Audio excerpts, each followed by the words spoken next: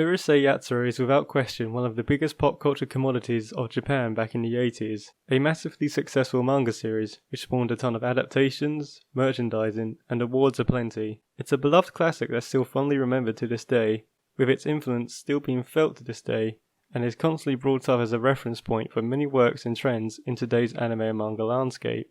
However, part of the reason why Urusei Yatsura was so loved in Japan was because of its use of cultural references, puns, and parody of the time. This made exporting it internationally a tricky prospect, and one that has had mixed results. It very much had to build its fanbase internationally over a long period of time instead of being an instant hit. This difficulty to export it did however mean that the people tasked with doing so were able to get creative with the property, and that's exactly what the BBC did for a very brief period of time. Allow me to introduce you to Lum the Invader Girl, which is Urusei Yatsura as you've never seen it before. Lum the Invader Girl was a new version of Urusei Yatsura produced by the BBC. How this came to be and the production behind it remains largely a mystery, but there are some things that we know for sure. Lum the Invader Girl consisted of 2 episodes and featured an all-new dub almost entirely voiced by British actors, except for Ten, who for some reason is American. It aired back in the year 2000 for a block of Japan-themed programming on the now defunct BBC Choice channel. This wasn't an amateur job though, with some big names in British television being part of the project. Matt Lucas of Little Britain fame voiced Ataru, whilst Anna Friel, who starred in Pushing Daisies, voiced Lum.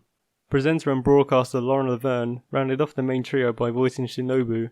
Emmy Award-winning writer Simon Blackwell has also once tweeted that one of his first jobs on television was to write scripts for this dub, although it is unknown whether he was the sole writer or if others were on board.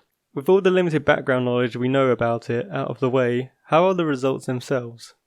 Well, much like the idea of it existing in the first place, they're bizarre. Unsurprisingly, accuracy of translation was thrown out of the window. It's a completely new script, featuring jokes about all manner of things, such as British innuendos, the Archers, and the Millwall Football Club.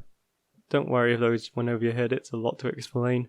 The voice acting is also heavily exaggerated for comedic effect, and even as a British person myself, I listen to it and think, geez, this is extremely British. Seeing these jokes and voices come out of such iconic characters is really strange to see, both due to the original itself being so indulged in Japanese culture and mannerisms, and the general lack of British voice acting in animation, especially Japanese ones. The only part from the original Urusei Yatsura that's really kept here is the structure. The storylines and characters all remain the same, but that's pretty much the base of what you expect from any dub, bar some more extreme examples. However, quite possibly the most bizarre aspect of them all is that, despite all this, it works. It works extremely well. Much of what makes Urusei Yatsura work so well originally is the very slapstick and tongue-in-cheek sense of humour, and much of that is retained here in this dub. If anything, it doubles down on it. Another aspect that's vital to the original is to use the culture of the time as a source of jokes. Whilst Lum the Invader Girl is of course taken from and referencing a whole new culture altogether, this is something that's also pervasive during this dub. Lum the Invader Girl exists as a weird paradox that simultaneously acts as a culture clash between the original Urusei Yatsura and the many Japanese mannerisms it has, and also something that completely understands what made it so good in the first place, and uses that to create something that's more than worthy of standing right beside it. However, Lum the Invader Girl was a very short-lived project. It only ever aired a few times in the evenings of one weekend, and has never been seen or acknowledged by the BBC again.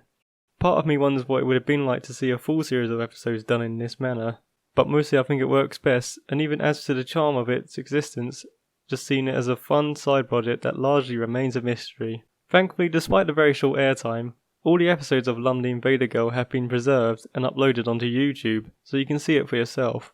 It's something I definitely recommend to fans of Urusei Yatsura, or simply to anyone who enjoys watching the more bizarre offerings from the world of English dubs. Whilst it's probably not the way Rumiko Takahashi intended Urusei Yatsura to be experienced, it stands out as one of the more interesting and creative ways of bringing her mega hit series to English-speaking territories.